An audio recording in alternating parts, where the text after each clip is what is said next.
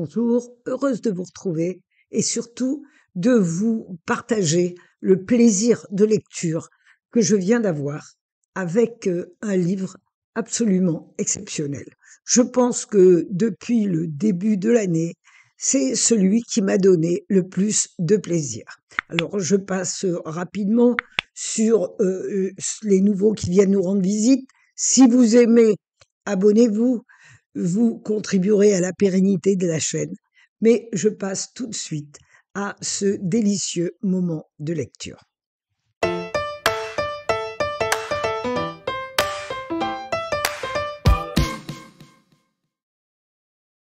L'auteur de ce joli livre est Marianne Cronin, une jeune Anglaise.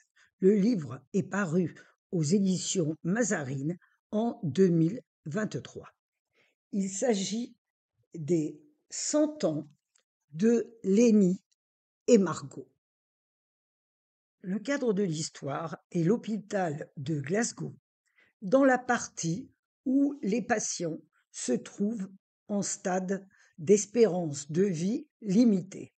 Voilà qui augure bien mal de ce que je vous ai annoncé, et pourtant, Lénie, une vieille dame pétillante de 83 ans, dont les jours sont comptés, rencontre Margot, 17 ans, qui est depuis un certain moment à l'hôpital, lequel est devenu son univers.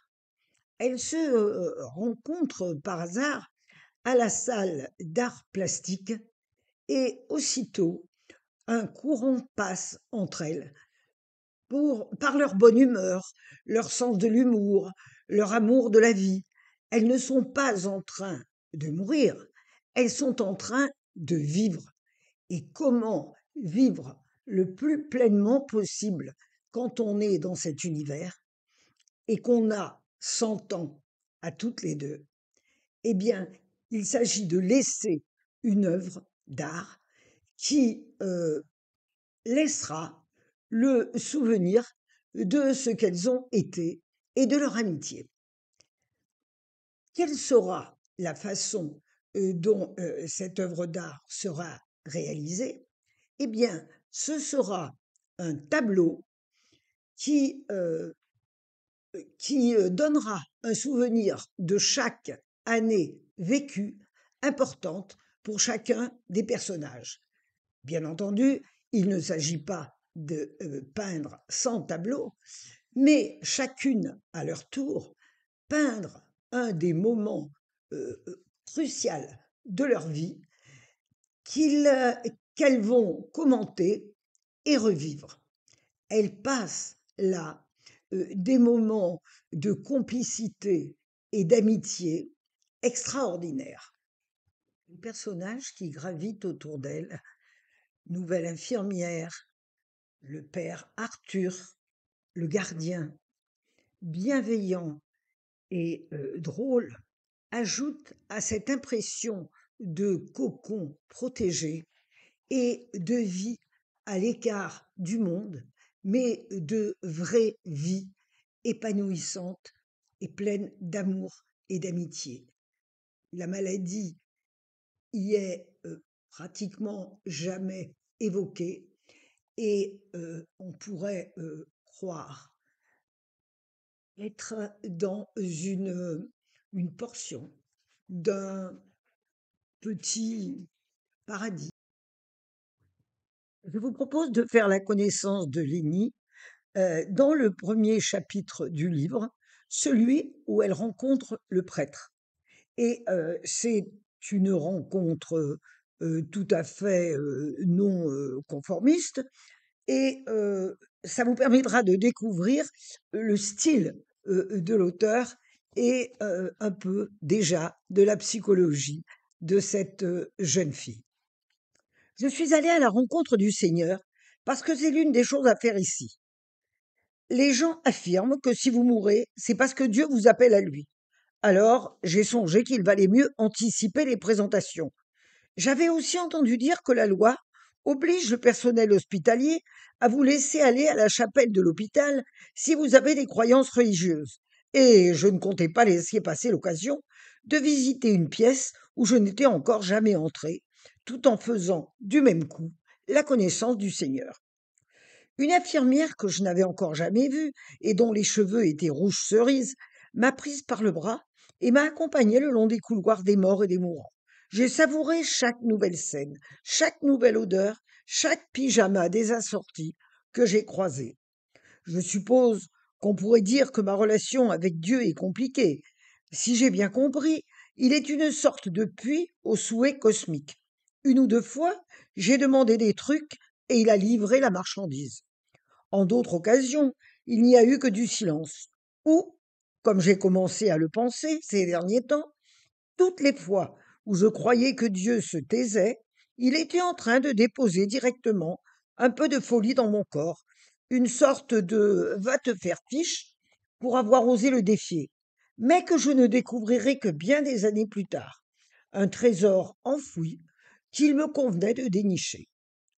Quand on est arrivé à l'entrée de la chapelle, ça ne m'a pas impressionné. Je m'étais attendu à un élégant porche voûté de style gothique, mais je n'ai eu droit qu'à deux lourds bâtons de bois avec des oculus carrés en verre dépoli. Je me suis demandé pourquoi Dieu avait besoin de dépoli ces vitres. Que tramait-il donc là-dedans? Sur le silence, derrière les portes, la nouvelle infirmière et moi sommes tombés. Eh bien, a-t-il lancé. Bonjour. Il devait avoir la soixantaine. Il portait une chemise, un pantalon noir et un col romain noir. Il avait l'air d'être au comble du bonheur en ce moment même. Je l'ai salué. Votre honneur. Voici Lenny Peters, a dit la nouvelle infirmière, en se tournant vers moi pour que je confirme. Peterson. Elle vient de l'Elmé, a-t-elle doucement ajouté en me lâchant le bras. C'était la façon la plus gentille de l'exprimer. Je suppose qu'elle s'est sentie obligée de le prévenir, parce qu'il avait l'air aussi excité qu'un enfant recevant un train électrique emballé avec un gros ruban le matin de Noël, alors que, en réalité, le cadeau qu'elle lui offrait était cassé. Il pouvait s'y attacher s'il le désirait, mais les roues ne tenaient pas très bien, et l'ensemble ne verrait probablement pas le Noël suivant. J'ai pris le goutte à goutte fixé à ma potence, et je me suis dirigé vers lui. Je reviendrai dans une heure, a précisé la nouvelle infirmière. Elle a dit autre chose, mais je ne l'écoutais plus. Les yeux levés, je fixai l'endroit où la lumière brillait. Un embrasement, de tous les tons imaginables de rose et de pourpre qui frappaient mes pupilles. Vous aimez les vitraux? A-t-il demandé. Une croix de verre brun, placée derrière l'autel, illuminait toute la chapelle. Le vitrail, tout entier, semblait la proie des flammes. La lumière s'éparpillait sur la moquette et sur les bancs et sur nos corps. Il a attendu patiemment à côté de moi, jusqu'à ce que je sois prête à me tourner vers lui. C'est un plaisir de faire votre connaissance, Lenny. Je m'appelle Arthur. Il m'a serré la main, et c'est tout à son honneur. Il n'a même pas sursauté quand ses doigts ont touché le point où la sonde s'enfonçait sous ma peau. Voulez-vous vous asseoir? M'a-t-il proposé en désignant les bancs déserts. C'est vraiment un plaisir de faire votre connaissance. Vous l'avez déjà dit? Ah bon, désolé. J'ai fait rouler ma potence derrière moi en me dirigeant vers un banc, et quand je suis arrivé devant, j'ai resserré ma blouse à la taille. Pouvez-vous dire à Dieu que je m'excuse pour mon pyjama?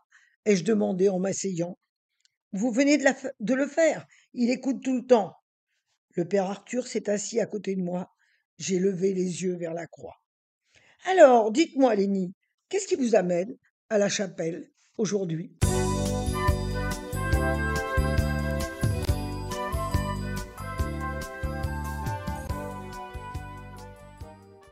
Ce livre est un chef-d'œuvre d'humour, d'émotion, de tendresse.